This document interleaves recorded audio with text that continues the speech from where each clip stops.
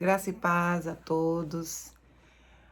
Eu sou a Luísa Tavares e hoje eu quero trazer para vocês uma experiência que eu vivi há mais ou menos 20 anos atrás. Quando eu estava começando a minha vida espiritual, eu costumava dizer que eu vim pelo amor para os braços do Senhor. E eu sempre falava que eu não tive nenhum tipo de experiência forte. As pessoas diziam assim: "Ah, eu encontrei Jesus porque eu tive assim um confronto, eu tive uma situação, eu saí de onde eu estava, de uma situação onde eu estava dentro de um terreiro e eu estava dentro de uma igreja idólatra, eu estava dentro de muitas coisas. Cada pessoa contava um testemunho, né? Que eu não sabia nem que era testemunho, para mim era uma história. E, e eu dizia assim, mas que legal, eu sou uma privilegiada, né? Eu, a única coisa que eu sinto é que eu me apaixonei. Eu me apaixonei por Jesus, simples assim. Naquele tempo eu morava em Recife e eu fui para uma igreja anglicana e nessa igreja eu fiz um curso. E nesse curso nós passávamos quinta, sexta e sábado, e no domingo nós saíamos daquele lugar completamente encantados. Eu fui impactada pelo amor que aquele povo tinha, pelo carinho que eu fui tratada. E naquele momento eu senti que Jesus entrou na minha vida e que ele ia fazer grandes diferenças. E continuei minha caminhada participando de uma igreja onde o pastor da igreja era uma pessoa que muito carinhosa, muito dedicado às pessoas. Então eu participei daquela igreja e assim, meu filho Mateus, ele estava na época com 6 para 7 anos. E Mateus teve uma febre forte, uma febre estranha. Levei para o médico e ninguém descobria nada. E uma bela noite, uma noite dessas, ele amanheceu com o pescocinho completamente virado. Essa parte do pescoço dele colou no ombro. E aí eu apavorei. Levei ele para a pediatra já internou, e ele com muita febre, foram feitos vários exames, muitos exames, tiraram líquido da medula, fizeram exames de toda sorte, e por último ficaram dois exames: a tomografia computadorizada e aquela outra que faz que é o exame da medula também, né, para ver se tinha alguma coisa na medula, que era ele fez a ressonância magnética, o nome é esse. Quando o Mateus fez a ressonância magnética, a médica veio me entregar esse exame e falar comigo, era um sábado à noite, uma sexta-feira à noite, perdão, uma sexta-feira à noite. E nessa sexta-feira à noite, eu fiquei, assim, eu estava impaciente, eu saí do trabalho, minha mãe estava lá no hospital, minha mãe ficou dentro da, do, do apartamento onde ele estava, do quarto onde ele estava, e a médica me chamou para fora e falou: Luísa, você vai ter que correr. O seu filho está com um tumor na medula e os médicos não estão entendendo ainda por que ele ainda está andando, por que ele ainda tem alguns movimentos, porque pelo nível do tumor não era mais para ele estar tendo movimentos. Eu fiquei assustada, eu fiquei apavorada e naquele momento eu entrei no quarto, olhei para o meu filho e ela disse: olha, tem que correr porque a coisa é muito rápida. E o meu filho estava fazendo já, naquela época de 6 para 7 anos, eu olhei para aquela criança deitada naquela cama de hospital e eu cheguei para minha mãe, chamei ela e disse: olha, a situação é essa. Mateus nós precisamos de duas coisas, de um milagre e de uma cura. Essa cura só o Senhor pode fazer. Esse milagre só Ele pode executar na vida de Mateus. O que aconteceu? Naquele momento que eu falei isso para minha mãe, ela desmaiou. Ela caiu assim, desmaiada. E quando eu olhei para a porta do elevador, que o nosso apartamento, o quarto onde ele estava era de frente ao elevador do hospital, a minha cunhada, Ivani, ia entrando para visitar o Matheus. Eu só sei que eu olhei para ela, olhei para minha mãe e fiquei assim naquela situação. Falei, olha eles dois, que eu vou sair. Peguei minha bolsa e corri, entrei no elevador e ali as enfermeiras já estavam dentro do hospital. Ela foi socorrida imediatamente. Eu não percebi, eu não fiquei ali para ver o que aconteceu. Eu saí correndo daquele lugar. Na igreja que eu fazia parte, toda sexta-feira à noite tinha uma vigília. Todas as sextas-feiras à noite havia uma vigília naquele lugar. E naquela vigília, a igreja muito grande, ficava toda escura e só o altar ficava claro. Ficava aquele altar todo claro, uma penumbra, microfone ligado, as pessoas ali em volta. Havia um casal que eles eram os líderes daquele movimento, daquelas vigílias. Eu entrei da porta da igreja, era um espaço bem, eu não sei de quantos metros, mas era um espaço bom. Eu entrei gritando, meu filho, Deus, meu filho, meu filho, meu filho, Senhor, não leve meu filho. Por favor, Senhor, não leve ele. O que foi que eu fiz com o Senhor? Demorei tanto para ser mãe. E assim, de 6 para 7 anos, eu falei, 7 anos, Senhor, o Senhor só vai deixar ele viver 7 anos, por que o Senhor vai fazer isso comigo? Por que o Senhor me deu ele então, se o Senhor queria levar, para que o Senhor me entregou ele? Por que o Senhor não me deixou sem filhos? E eu chorava, eu gritava, e eu desesperada, muito desesperada, entrei naquela igreja, e o pastor ficava geralmente lá no final, às vezes ele ia, às vezes ele não ia. Naquele dia ele estava lá sentado naquelas cadeiras últimas lá, e ele correu atrás de mim, e eu me joguei no altar e comecei a pedir a Deus, socorro, socorro, meus irmãos, meu Deus, por que o Senhor está fazendo isso comigo? Eu desesperei. Eu fiquei descompensada, descontrolada, eu gritava, e eu acho que aquele lugar ali foi o lugar onde eu precisava estar, com aquelas pessoas que estavam em volta de mim, pessoas que me conheciam, porque eu já estava bem envolvida naquela igreja, eu já fazia parte de ministério do Espírito Santo. E eu gritava, e eles falavam, Deus, ouve essa mãe, Senhor, ajuda essa mãe. O pastor chegou junto de mim e falou, irmã, tenha calma, tenha paciência, eu conheço boas pessoas, eu conheço médicos importantes, médicos que são especialistas em medula óssea, em cabeça, em crânio, em operação, e essa coisa toda, e foi falando, e naquele momento comecei a respirar, porque eu já tinha colocado toda a minha alma naquela cruz, que eu me imaginava que eu estava diante da cruz de Cristo, e eu dizia, Jesus, se você não puder fazer nada por mim, ninguém vai poder fazer. Meu filho com 7 anos. Voltei, saí, peguei o carro, voltei para o hospital. Cheguei no hospital, o Matheus brincava com as seringas dos remédios que ele tomava. Ele estava com acesso de veia e ele tomava muitas medicações. E ele pediu para a enfermeira para guardar todas aquelas seringas. Ele tinha um saco de seringas, ele brincava com aquilo ali. Minha mãe já estava mais tranquila, mais equilibrada. E me perguntaram, onde você foi? Eu disse, eu fui no único lugar que eu poderia ter ido. Eu fui para a igreja. Eu fui buscar a ajuda de Deus. Eu fui me despejar e me derramar. Segunda-feira chegou. E a médica disse, corra. Eu comecei a fazer os exames dele,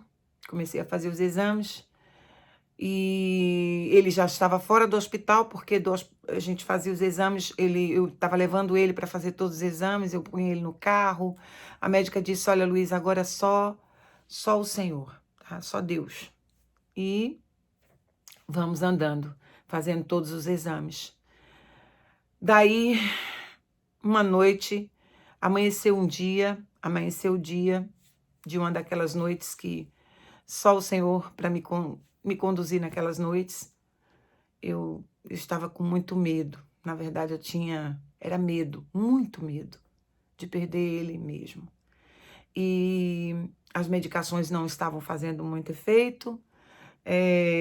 Os médicos fazendo aqueles exames. No último exame, que foi a ressonância magnética, Então veio o laudo que realmente era um tumor e que ali eu teria que tomar algumas decisões. Nessa semana que eu recebi esse resultado de exame, uma pastora amiga minha foi na minha casa visitar e disse: eu queria te dizer uma coisa, isso é de Deus, não é de mim.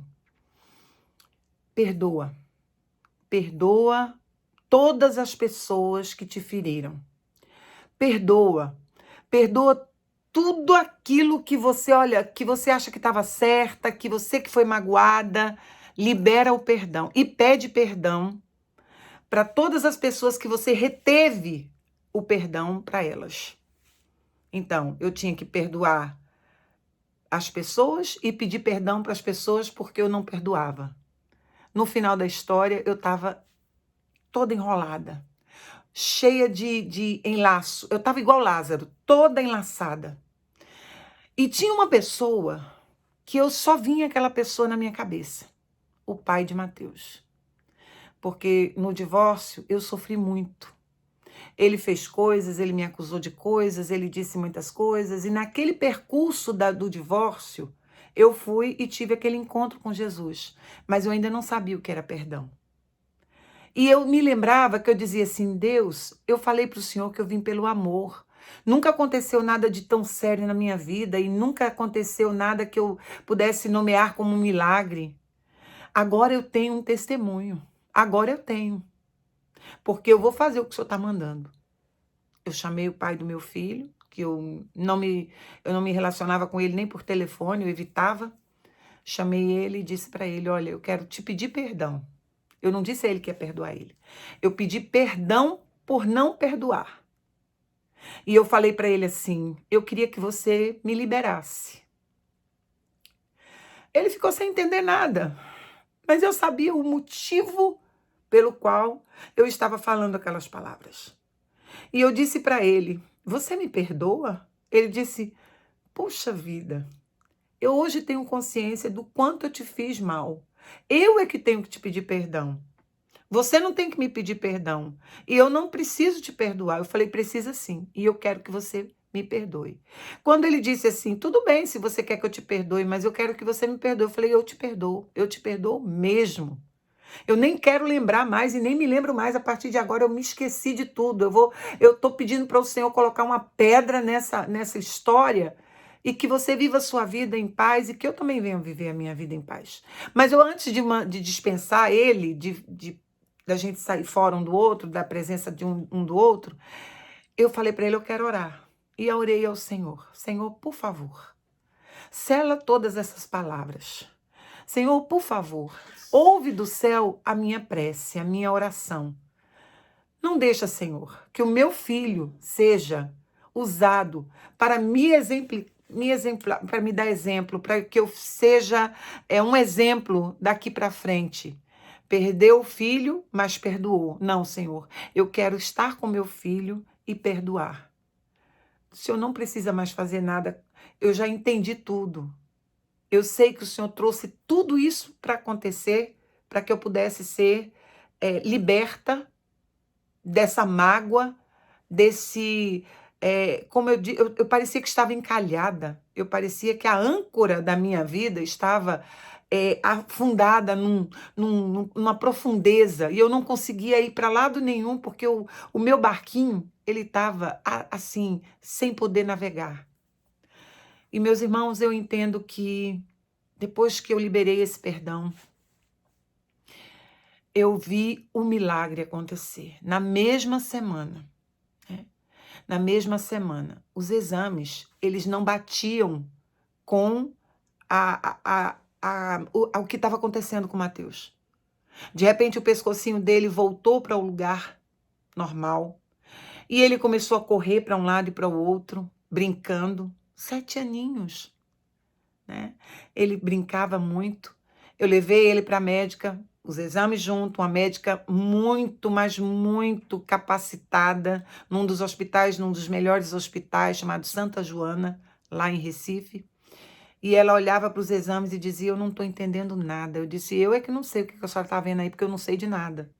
Ela disse: Luísa, os exames estão dizendo que esse esse laudo que nós temos do Mateus, ele está completamente diferente as respostas que ele está dando de cura. Eu quero que você faça outra ressonância. E aí nós corremos dentro desse hospital, que tem todo tipo de exame para ser feito lá mesmo. Nós corremos lá dentro, fizemos uma nova ressonância. E aí o que aconteceu? Veio o laudo.